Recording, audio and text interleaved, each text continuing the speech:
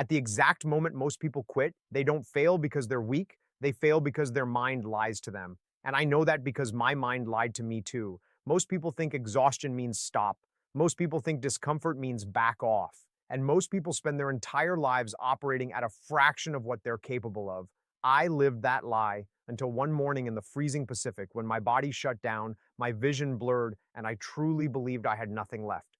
That was the moment everything changed because this was the day I learned the secret that carried me through war, missions, and every impossible moment afterward. And if you've been stuck, if you've been quitting on yourself without realizing it, what I'm about to tell you will change the way you see your own limits forever. Before we go any further, I need you to prove something. Put your phone down beside you, face down, turn off notifications, close every other tab. If you can't do that, click off right now. I'm not here to entertain half focus. This is the first test. If you can't stay present for the next few minutes, you're not ready for what comes next. But if you're still here and your phone is away, you've already done more than most people ever do. You committed. And commitment is the first step in breaking the limits your own mind sets against you. Now, let me tell you why you should listen to what I'm about to say. My name is John. I'm an ex-Navy SEAL. I spent over a decade in the world's most elite special operations force. I've experienced what the human body and mind do when they're pushed past failure. I've seen men collapse. I've watched minds break before muscles do, and I've felt that same edge myself. What I teach is not motivational fluff. I'm not here to sprinkle positivity on your day. I'm here to give you a battlefield-tested framework that rewires the way you act under pressure. And if you follow what I'm about to show you for just 7 days, only 7 days, you will feel a shift in the way you respond to fear, stress, and obstacles. You will stop negotiating with weakness. You will stop underestimating yourself. You will finally see what you've been capable of all along. Here's what you're going to learn in this mission. First, I'll show you the exact psychological trap that keeps you operating at 40% of your true potential without even knowing it. Second, I'll walk you through the military principle that forces your mind to obey your mission instead of your emotions. And third, I'll give you the simple protocol I used in training and in combat to override fear, hesitation, and exhaustion in seconds. Consider this your briefing. If you're ready to take this seriously, type locked in the comments right now, because once we move forward, you're not just a viewer, you're part of this operation. Now, let me take you back to that morning. Early dawn, the sky still dark, my hands shaking as I stood in the freezing water, waves hitting me like concrete, my teeth chattering so hard I tasted blood, my body screaming for warmth, for rest, for escape. In that moment, I wasn't a warrior. I wasn't strong. I wasn't confident. I was a man on the edge of quitting. And as the cold dug deeper into my bones, I whispered to myself, barely audible even in my own head, this was the day I learned the secret. What happened next, what I heard, what I realized, and what it unlocked inside me was the turning point of my entire life. And right there in that icy water, I was seconds away from giving up before everything changed. The first signs of collapse never show up like a dramatic movie moment. They creep in quietly, the way darkness replaces daylight before you realize the sun is gone. That morning in the Pacific, standing shoulder to shoulder with the other guys, the cold didn't hit me all at once. It slid into my body like a slow leak, numbing everything it touched. At first, it was just a tremor in my fingertips. Then it crawled up my arms. Then my jaw locked so tight I thought a tooth might crack. My muscles started to stiffen, not because I lacked strength, but because my body was beginning to protect itself from what it thought was danger. That was the first betrayal. My body wasn't giving out. My mind was already preparing to quit. The instructors were pacing up and down the shoreline, their voices cutting through the wind like blades. You can get out anytime, just ring the bell. They always made quitting sound like a warm blanket, safe, easy, rational. And in moments like that, quitting really does sound logical. That's the thing most people never understand. When you're freezing, shaking, and losing control of your own limbs, quitting doesn't feel like weakness. It feels like survival. My feet had gone completely numb. My thighs felt like they were being carved open by ice. And every few seconds, another guy stepped out of the water and trudged up the beach toward the bell. One of my teammates swore he'd never quit. He lasted 12 minutes. The cold stripped him bare, physically and mentally. I watched his shoulders slump as he walked away, and for the first time that morning, I understood how close I was to the same fate. When your body starts shutting down, your mind doesn't encourage you, it attacks you. Mine certainly did. A voice in my head was screaming, relentless and sharp. Get out, you're done. This isn't strength, this is stupidity. You won't make it, you don't have to prove anything, just stop. The instructors were yelling, but my own voice was louder than all of them. Later in my career, I faced gunfire, explosions, and chaos, but nothing was as loud as the voice inside my head that morning. And the truth, the part I'm not ashamed to admit, is this: my mind was screaming louder than the cold. That screaming didn't just come from fear, it came from logic, or what felt like logic. Hypothermia was creeping in, and my muscles were locking tighter with every passing second. My hands barely responded when I told them to curl. My breathing became shallow, not from panic, but from the body's automatic attempt to conserve heat. Every physical sign told me I was at my limit. Every mental sign told me I was beyond it. And that's where dread comes from. Not the pain, but the belief that the pain means you should stop. People imagine Navy SEALs as machines. They think we don't feel fear, doubt, or weakness. But the truth is, we feel everything, just sooner, sharper, and deeper. The difference is what we're taught to do with those signals. Standing in that water, watching teammate after teammate walk away, I felt the dread rising inside me like the tide. Not because I was failing, but because quitting suddenly made sense. In that moment, the idea of stepping out seemed smarter than staying in. What I didn't know yet, what I'd learn only minutes later, is that when your mind tells you you're done, you're nowhere near done. The mind lies. It always lies. And that morning, I was about to find out just how vicious that lie could be. I remember the exact second when my body finally betrayed me. My knees buckled and I dropped into the surf like someone had cut the strings holding me up. The cold didn't even feel cold anymore. It felt distant, far away. My hands wouldn't close. My jaw wouldn't unclench. My vision narrowed until the world was just waves, sand, and a thin line of gray horizon. I wasn't thinking about courage or discipline or brotherhood. I was thinking about quitting. And the worst part, it didn't feel like giving up. It felt like the only sane choice left. My body felt done, completely done, and my mind was certain this was the end of my limit. The instructors didn't slow down for a second. They didn't soften. They didn't offer comfort. That's not their job. But one of them, an older, quieter instructor with a face carved by decades of storms, walked toward me. He didn't yell. He didn't bark orders. He knelt down beside me as the tide pulled at my legs, and for a moment, everything else disappeared. No shouting, no splashing, no teammates quitting, just him, the waves, and my own ragged breathing. He looked at me the way a surgeon looks at an x-ray, like he could see straight through the shaking and the weakness and into the truth underneath. I was embarrassed. I felt small. Here I was, a grown man on the edge of tears, fighting for control of my own limbs, and he didn't look angry or disappointed. He looked unsurprised, almost like he'd been waiting for this exact moment. Then he said the line that split my life into before and after. "You're just at 40%, son." I didn't understand. I could barely hear him over the crash of the surf, and the words sounded insane. 40%? I felt like I was dying. I felt like I was past empty, past failure, past anything a human body should endure. My muscles were locking. My mind was unraveling. I was shaking so hard the water around me rippled, but he just nodded, as if reading the confusion on my face. "You think you're done?" he said. "But that's just your brain pulling the brake. It's trying to protect you. It always does, but it lies. When you think you've reached your limit, you've only used about 40% of what you've got." He tapped his temple with one finger. "The limiter isn't here," he said, motioning to my body. "It's here." I'd heard about survival mechanisms. I knew the mind tried to keep the body safe, but no one had ever looked me in the eye while I was breaking and told me I wasn't even halfway done.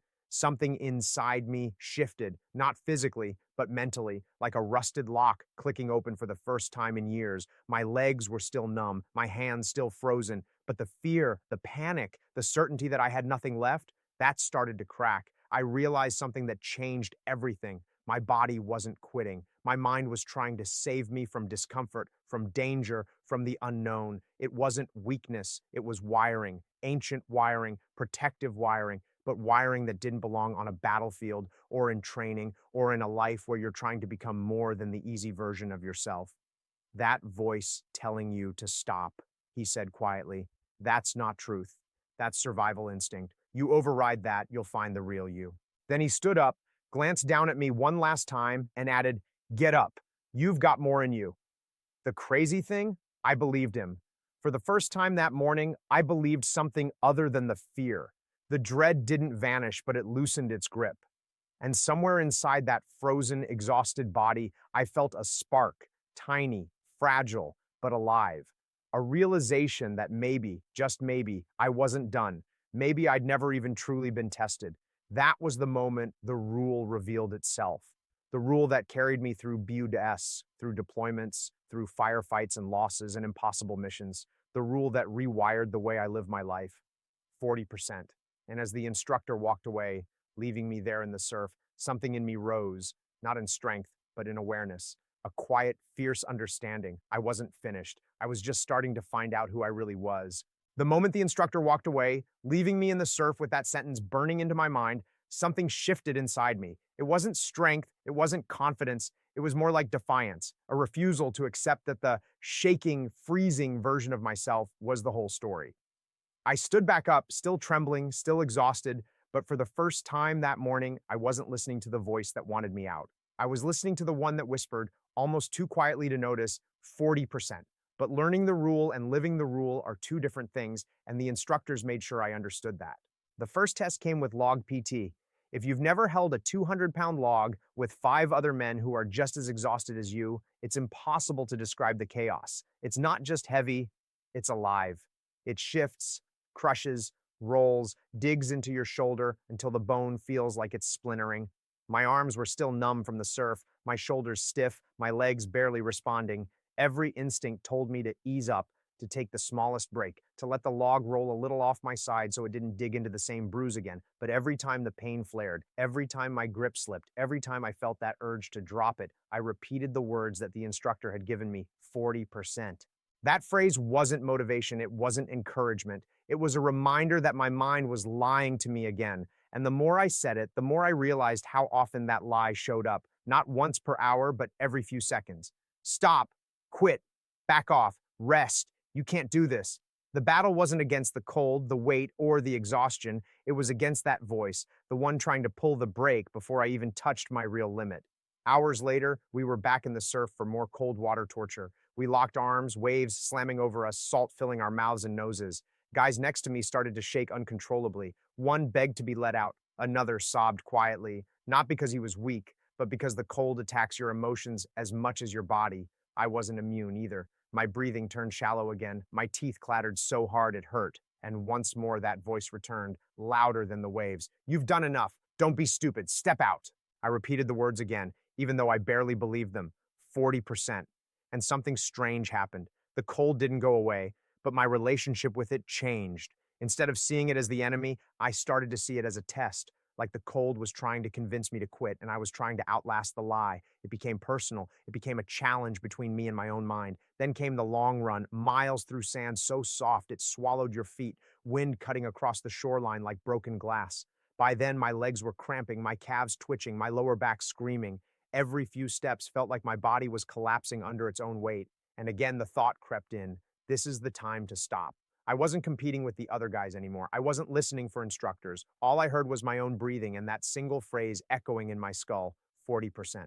Every time I thought I'd fall, I said it. Every time the sand felt like quicksand, I said it. Every time my lungs burned like fire, I said it. It became a rhythm, a cadence, a lifeline. I didn't speed up. I didn't become stronger, but I kept moving, and sometimes that's all victory looks like. Then it happened, my first real breakthrough. We reached the final stretch of the run, a section that always crushed me. Every attempt in the past, I had fallen behind, walked, or collapsed entirely. This time I didn't sprint, I didn't dominate, I didn't impress anyone. But for the first time, I finished without breaking pace. My legs almost gave out at the end, but I stayed upright. I crossed that line, breathing hard, shaking, barely functional, but not broken. I didn't feel pride. I didn't feel triumphant. I felt something deeper, quieter, more powerful. I felt the truth. My body had more. My mind had lied. And now I finally knew it. That wasn't the end of the war, but it was the first time I realized I could win it. There's a moment in every deployment when the noise, the adrenaline, and the mission fade into something much more personal. A moment when everything you thought you knew about your limits gets put on trial. For me, that moment came deep in a valley overseas, years after Bud S, years after the freezing Pacific, years after that instructor told me I had only been operating at 40%. I had repeated the rule in training 1,000 times, but that day on the battlefield was the first time it became something more than a mantra. It became the difference between life and death. We had been on target for hours, longer than planned, longer than safe. The sun had dropped behind the ridge, leaving the entire valley in shadow. The air smelled like dust, spent gunpowder, and burning metal. My team and I were pinned down behind a crumbling wall, rounds snapping overhead like angry hornets. I could feel the vibration of each impact through the dirt. We were low on ammo, dehydrated, coming off a full night with zero sleep, and the enemy was getting closer. They weren't slowing down, and we weren't moving. One of my guys, normally a machine, was slumped behind cover, breathing fast and shallow, hands trembling as he tried to reload. Another was staring into the darkness, eyes unfocused, the kind of stare you only see when the mind is starting to detach from the body. Morale wasn't just dropping, it was dissolving. Fatigue doesn't whisper in combat, it roars. The heat, the noise, the smoke, the uncertainty, it all blends into a kind of mental suffocation. Every second raises the question you don't want to ask. How much longer can we hold? And the louder that question gets, the easier it becomes to justify stopping. My own body was wrecked. My throat was dry, cracked, full of dust. My arms felt like bricks every time I brought my rifle up. My legs were shaking from the hours of movement, the sprinting, the climbing, the adrenaline dumps. My vision was tunneling, and I could feel the first waves of exhaustion cutting through whatever focus I had left. And there, in that darkness, that old familiar voice crept in again, quieter this time, but just as deadly. You're done. This is it. You can't push anymore. You need to stop. And then it hit me, that freezing morning, that instructor kneeling beside me, that line that split my life in half. You're just at 40%, son. I swallowed hard, tasted sand, sweat, and metal, and for the first time on that mission, I remembered the truth. My mind was lying to me again. This wasn't the end of my capacity. This was the beginning of whatever I had left, and I wasn't the only one who needed that reminder. I grabbed the guy next to me, looked him straight in the eyes, and said, "Hey, look at me. You're not done. Not even close." He blinked, dazed. "We push, all of us, right now." Something shifted in his expression. A flicker, small but real. That's all I needed. I crawled to the far side of the wall, exposing myself just enough to get a visual on the enemy's position. Rounds kicked up dirt inches from my face. I felt a burning sting tear across my arm. Shrapnel or a ricochet, I couldn't tell. Pain shot through me, sharp and electric. My instinct was to pull back, hide, breathe, recover, but instinct is rarely the right guide in moments like that. Instead, I whispered under my breath, 40%, then louder, 40%, move! I pushed up from the wall, fired a controlled burst, and signaled the next man to reposition. One by one, we moved. Slow, risky, imperfect, but moving. And as we moved, something changed in the team. The panic didn't vanish, but it loosened its grip. The noise didn't fade, but it stopped controlling us.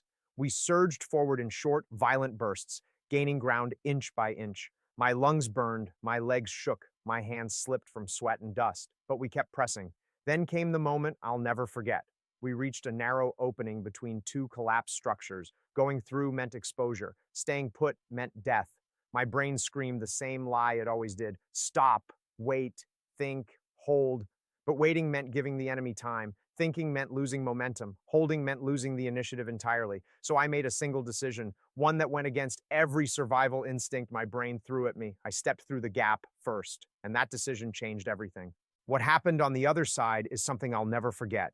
And it was in that instant, right there in the dark, with my heart pounding and the world exploding around me, that I realized the rule wasn't just true in training, it was true in war, and now it was about to prove itself again in a way none of us saw coming. When the dust finally settled on that mission, when the noise faded and the valley went still, something inside me shifted in a way I didn't fully understand at the time. We made it out, bruised, dehydrated, exhausted, and scraped raw by the night's chaos, but alive.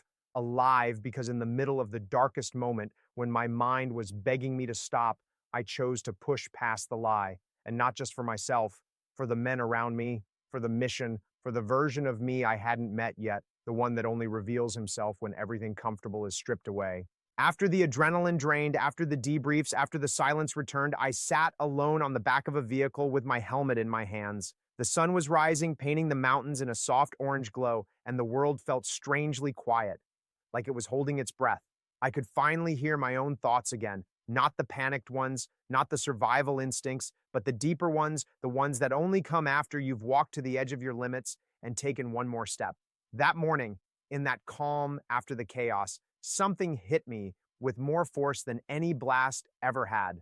Most people never meet the real version of themselves. They go their entire lives listening to the mental breaks, believing the mind the moment it whispers that they're tired, defeated, overwhelmed, incapable. And because of that, they never discover the part of themselves that exists beyond the lie. The part that's capable of more strength, more discipline, more resilience than they ever imagined.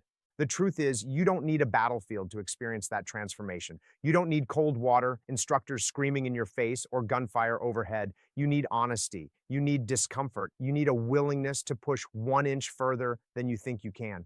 The 40% rule doesn't only apply when the stakes are life and death. It applies when you wake up and don't want to train. It applies when you're building a business and the first month goes nowhere. It applies when you're hurt in a relationship and every part of you wants to withdraw instead of communicate. It applies when you've failed at something and the voice in your head tells you it's easier to stop trying. You push past the first wall. You don't have to double your effort. You don't have to become a different person overnight. You simply need to challenge the lie your mind tells you. Here's how you start. When you feel the impulse to stop, pause. Don't quit.